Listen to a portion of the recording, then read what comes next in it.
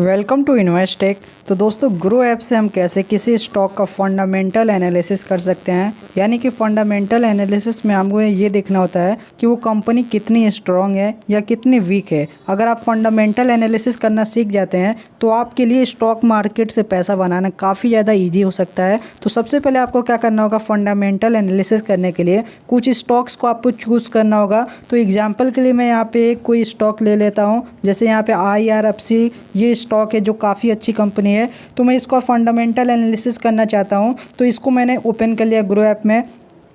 फिर आपको यहाँ पे नीचे जैसे स्क्रॉल करेंगे तो उसके बाद यहाँ पे कुछ ऑप्शन दिखाई देंगे। अब देख सकते हैं यहाँ पे फंडामेंटल्स का ऑप्शन आ गए। कुछ इंपॉर्टेंट रेशियो हैं जिनके मैं बेस पे उस स्टॉक को बाई करता हूँ या सेल करता हूँ। ये कौन से रेशियो हैं और कितना रेशियो होना चाहिए किसी स्टॉक्स में। तो सबसे पहले आपको ये देखना होता है कंपनी का मार्केट कैप कितना है। यानी कि कंपनी को अगर हमें इसको बाई करना है कैश में तो आपको कितना पैसा देना होगा। तो जैसे देख सकते हैं इस कंपनी का मार्केट कैप इस टाइम पर है 2,32,000 करोड़। यानी अगर आपके पास इतना आपके पास अकाउंट में पैसा है तो आप इतना पैसा देकर पूरी कंपनी को बाई कर सकते हैं। ये होती है मार्केट कैप।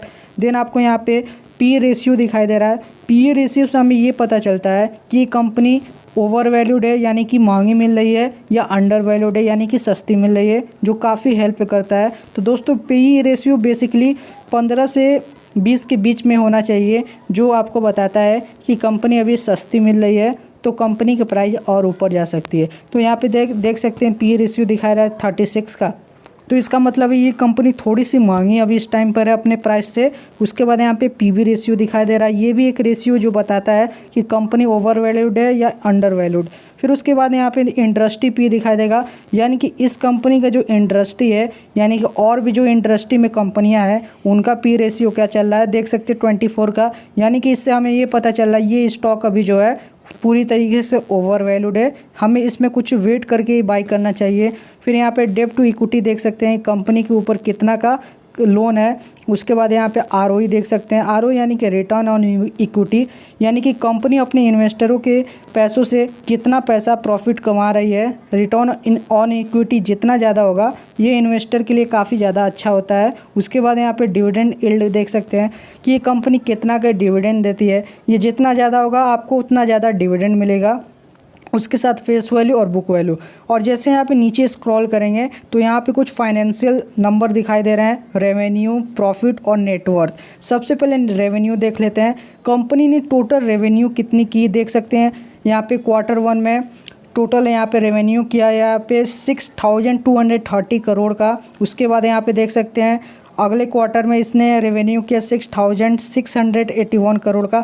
यानी कि यहाँ पे इसका जो कंपनी का रेवेन्यू है काफ़ी स्टेबल है, इसी रेंज में 6,000 के बीच में ही है।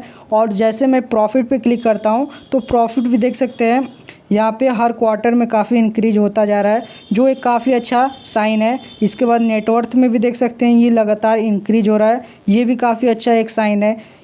उसके बाद जैसे यहाँ पे नीचे स्क्रॉल करेंगे तो अबाउट कंपनी का ऑप्शन दिखाई देगा, इस कंपनी से रिलेटेड कि ये कंपनी एक्चुअल में करती क्या है।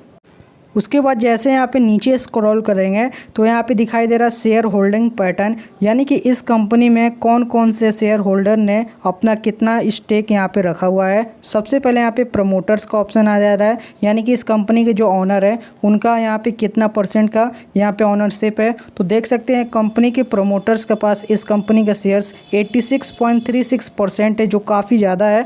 और उसके बाद यहाँ पे रिटेलर्स, यानी कि हम आप जैसे जो छोटे इन्वेस्टर होते हैं उनके पास इस कंपनी का कितने शेयर्स है देख सकते हैं 11%। और यहाँ पे कुछ फॉरेन इंस्टीट्यूशनल इन्वेस्टर हैं, यानी कि विदेशी इन्वेस्टर, जिनमें यहाँ पे देख सकते हैं 1.1% का यहाँ पे इन्वेस्टमेंट किया है। और साथ में डोमेस्टिक इंस्टीट्यूशनल, यानी कि जो इंडिया में बड़े बड़े इन्वेस्टर हैं जिनकी कैपिटल 10 करोड़ से ज़्यादा की होती है, वो डोमेस्टिक इंस्टीट्यूशनल इन्वेस्टर की लिस्ट में आते हैं। तो उन्होंने देख सकते हैं यहाँ पे 0.71% का यहाँ पे इन्वेस्टमेंट कर रखा है। और साथ में म्यूचुअल फंड ने भी यहाँ पे 0.18% का इन्वेस्टमेंट कर रखा है। उसके बाद यहाँ पे देख सकते हैं टॉप म्यूचुअल फंड इन्वेस्टेड, यहाँ पे कुछ अच्छी म्यूचुअल फंड ने इस कंपनी में इन्वेस्ट कर रखा है, जिसका यहाँ पे लिस्ट देख सकते हैं किस म्यूचुअल फंड ने इस स्टॉक्स में इन्वेस्ट किया है। उसके बाद यहाँ पे एक सिमिलर स्टॉक्स का ऑप्शन आ जाएगा, यानी कि जो कंपनी इस वर्क में काम कर रहे हैं उसी से रिलेटेड और भी कंपनी जो इस सेक्टर में काम करती हैं उनका नाम आएगा, जिसका आप कंपेयर कर सकते हैं कि कंपनी कौन सी बेटर है, ये कंपनी या अगली कंपनी। जिसके बाद आपको काफ़ी अच्छा क्लियर मिल जाएगा कि हमें किस कंपनी में इन्वेस्ट करना चाहिए। इस तरीके से आप किसी भी कंपनी का फंडामेंटल एनालिसिस ग्रो ऐप के अंदर बिल्कुल फ्री में कर सकते हैं। अगर आपको हमारी वीडियो अच्छी लगी हो तो वीडियो को लाइक कर दें और चैनल पे पहली बार विजिट किए तो चैनल को सब्सक्राइब जरूर कर दें।